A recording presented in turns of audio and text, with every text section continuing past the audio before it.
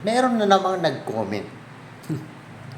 Natanong niya kung anong bolt ang ginamit natin sa ating 260mm na E2 series, no? Yung disc, with combination ng RB8. So, hindi raw siya kasi pantay. So, parang hindi mapasok yung bolt ata na ginagamit niya. Kaya nagtatanong siya kung anong ginagamit ko. Well, actually, ganoon din yung naging problema ko talaga. Pero diniskartehan lang natin. Papakita ko sa inyo. Yan, ito yung ginamit natin. Ito yung motor natin, ha.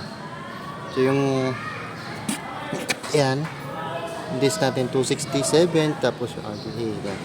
So, hindi siya talaga pantay.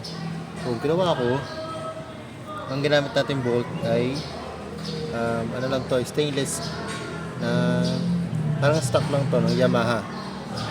Pero stainless yan. Then, mapapansin nyo, naglagay tayo ng washer sa pinaka. Kasi pag walang washer, tumutukod sa pinaka-disc talaga. Kaya hindi siya, yung sinasabing hindi pantay, yun. Hindi nga siya talaga pantay. Ang ginawa ko, naglagay tayo ng washer. So para kahit paano pumantay yung level nung nasa loob dito sa labas. Pero ngayon, ayan na siya. Washer lang, tapos disc bolt M8. M8 o 10mm yata yung thread niyan. M8, tapos M8 yung pinaka washer para sa M8 or 10mm na size ng bolt. Kung ayaw nyo ng ganito, pwede kayong mga flathead. Wag lang yung parang mushroom type na hang.